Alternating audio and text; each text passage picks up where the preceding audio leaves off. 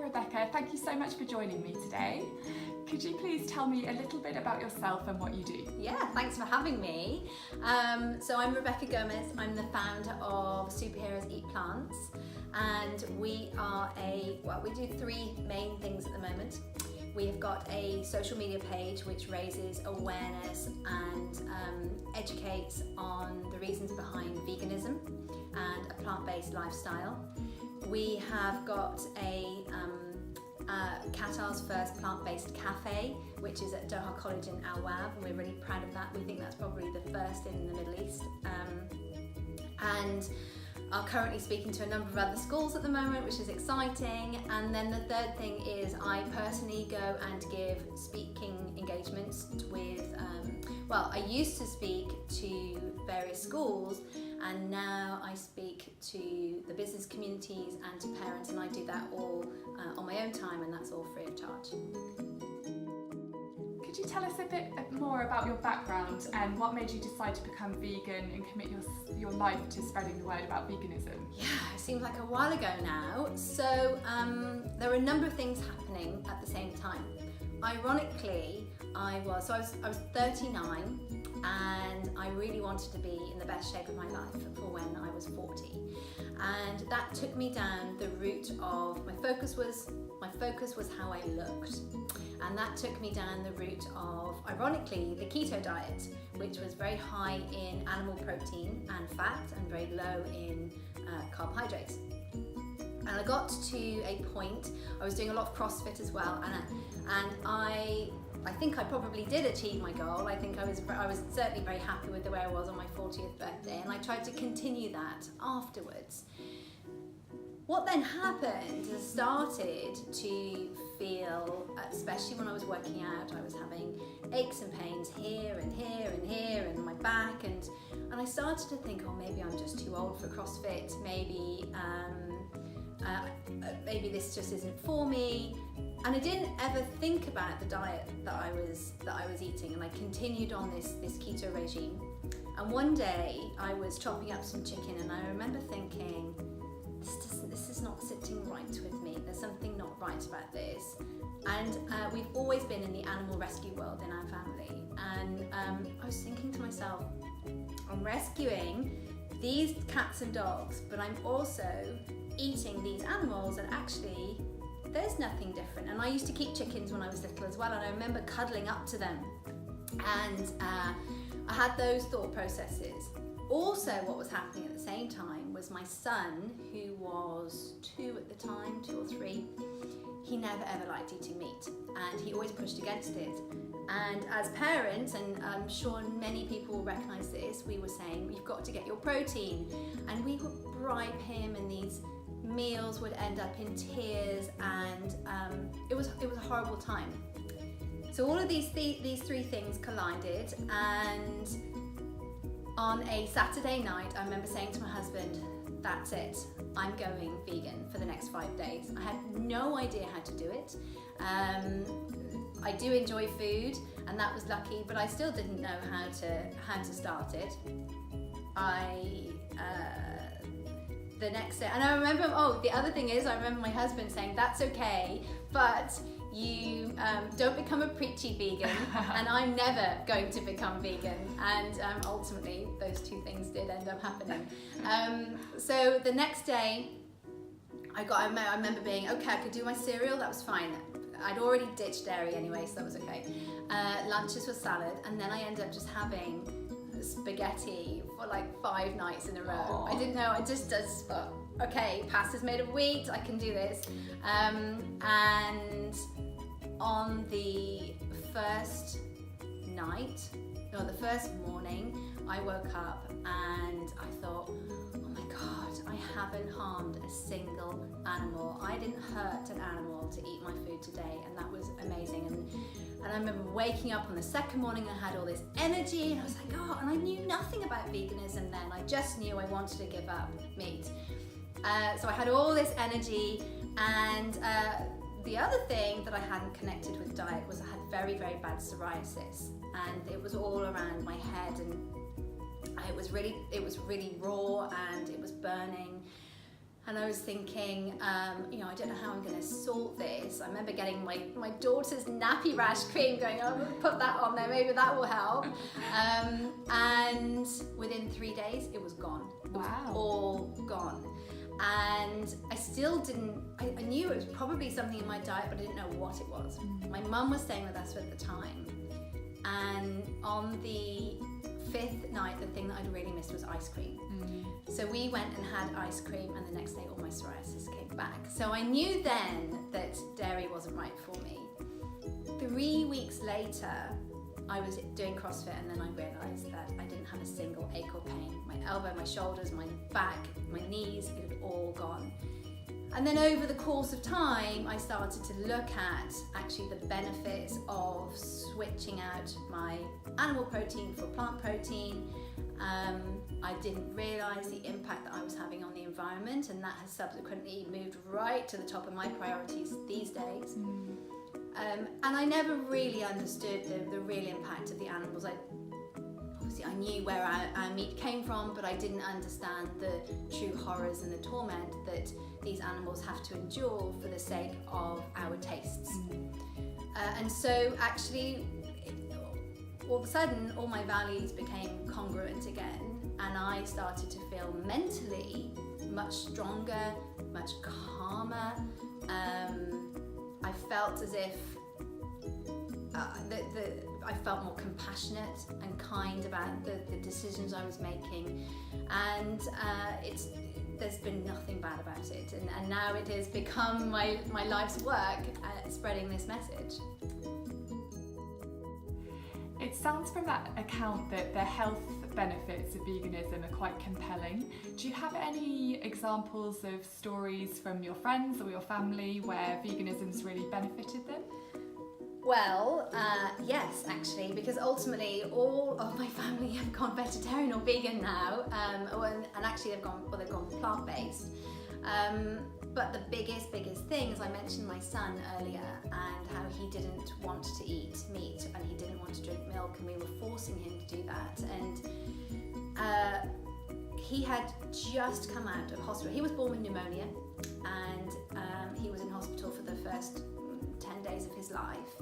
And then he had just come out of hospital here during the same phase, and he had also been diagnosed with asthma.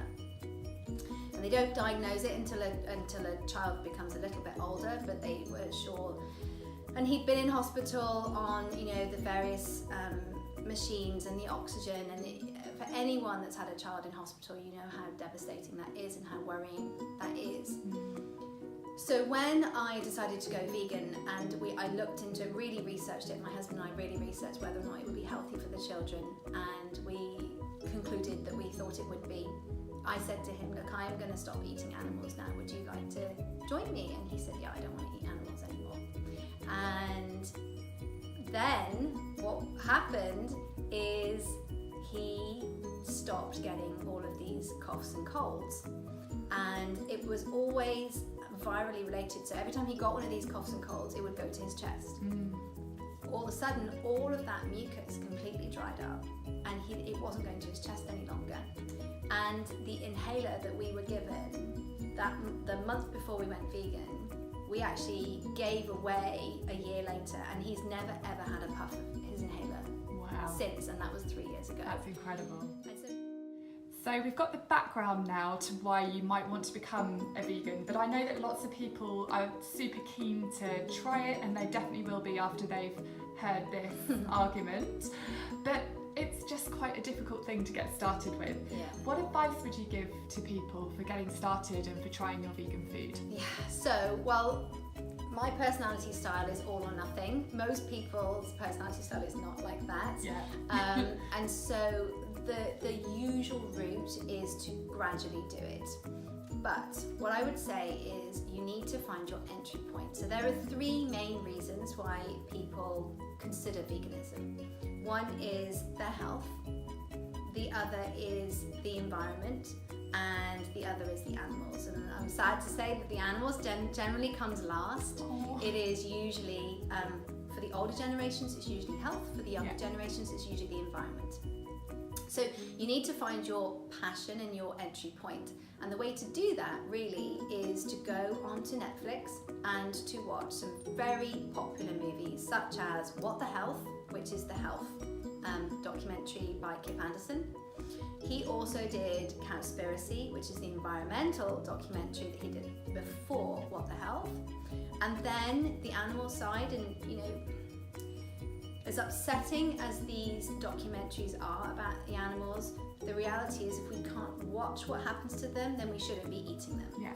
And the most powerful one is a documentary called Earthlings. And it is so powerful that there are groups around the world that will pay you $5 to watch 5 minutes of Earthlings. Really? Because it's that hard to watch.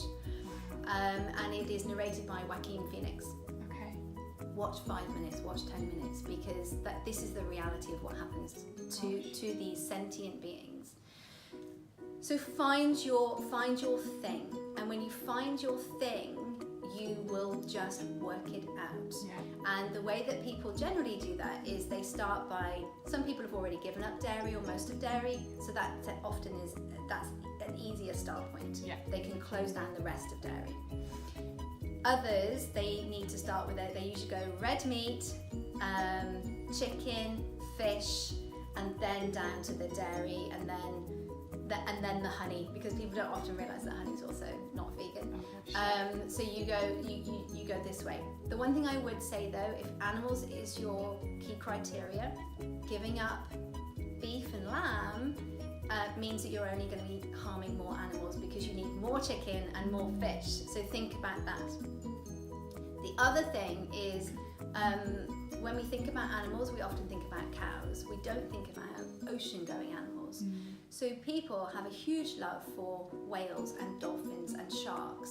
And what we don't realise, and I didn't realise this, was that for every kilo of seafood, so for example prawns, you have to, there are 5 kilos of bycatch that are caught dead or injured and thrown back into the ocean, and that includes all of these whales and dolphins and turtles. So if you care about ocean-going animals, then think about your consumption of fish too. But you will find your entry point, find your need, find your passion, because if you don't find that, you won't stick to it. Yeah. And then you'll find, even if it means eating spaghetti or beans on toast every day, you'll be okay with that. Yeah. Because you are feeling more congruent in yourself. Okay, so you've recently qualified in plant-based nutrition. Is there a difference between, congratulations, is there a difference between plant-based and vegan? Yes. Explain for someone like me who has no idea. There is, and I actually just did a post on this weekend, bizarrely. So, veganism is a lifestyle. You can have vegan food, but veganism is a lifestyle.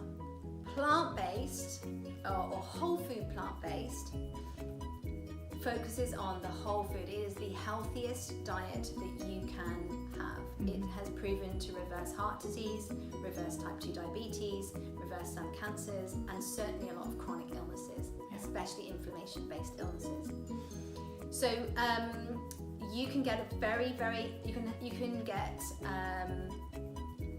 you cannot get an unhealthy whole food plant-based person, because they focus on the whole food. They do not eat anything that's processed, and they do not eat any oil-based foods. So oil is considered processed food. Okay. Olive oil is a fragmented part of the olive. So the olive is healthy, the olive oil is not. Right.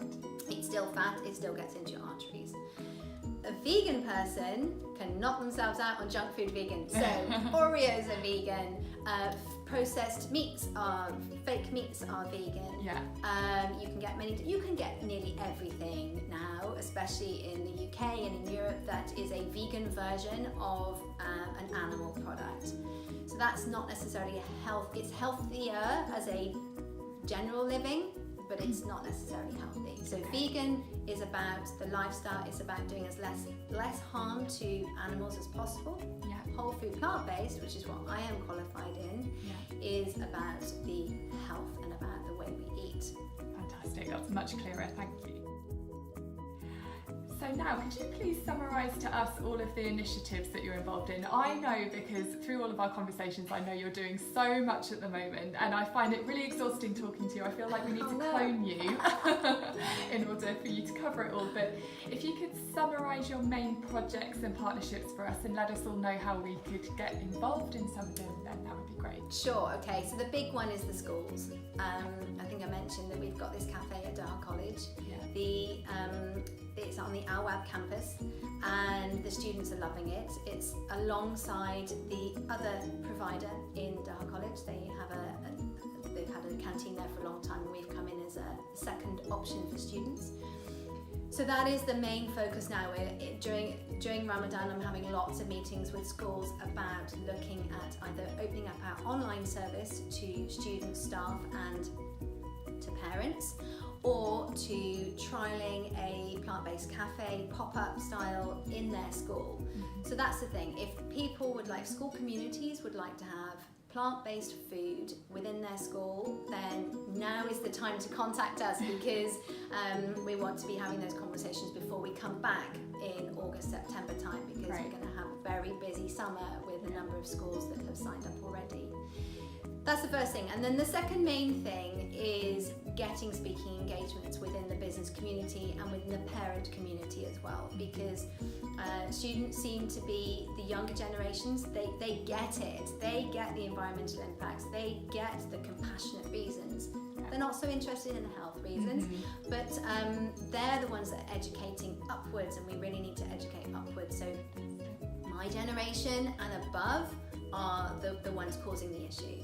And they're the ones that I will offer my time to and talk to. And I've now said to schools, if you want me to come in and speak to students, then I must speak to the parents first. So I have the initial talk with the parents so that the student can come home and have that dialogue, and then the student can talk to them about their feelings and thoughts about reducing their meat consumption.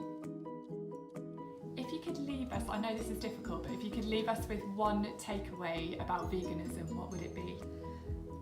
Okay, so I think I said originally I went into this with my list was animals, health, and then environment. Actually, environment has now gone to the top of the pile. We have got, as a global community, about 10 years to start reducing our consumption. All of the climate warming reasons, the greatest reason for climate change is what we put in our mouth. It's animal agriculture, and no matter what people say, they say, but I eat organic or I eat free range. The reality is that more than 95% of the meat that we consume comes from factory farms, and those factory farms are the cause of all of the majority of the warming that we see. And that, so if you put all of the pollution caused by all the transportation in the world, it still would not be as much as factory farming. So unless we curb, and you know, China started doing this now, they have put in place a mandate that they want their citizens to be reducing their meat consumption in the next year by 50%.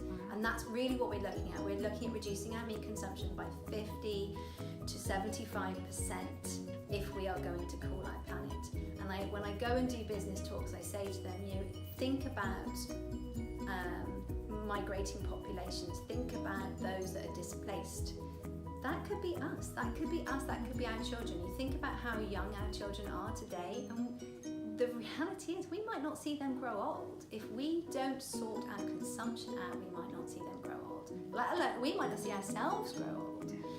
So I think that's the biggest thing. If you really care about your family's future, and of course you do, then you really need to start taking consumption seriously and look into this. Okay. Wow, I think this has been quite hard hitting, and I know for myself, for one, I've been completely taken with this, and I've already started my journey. I've already cut out all dairy. I eat a lot less meat, but I do still eat it. And I think you've just convinced me that I need to start doing this properly, and now's the time. So thank you so much. I know there'll be so many more who've watched this and they'll be feeling the same right now. So thank you for your time. Oh, you're welcome.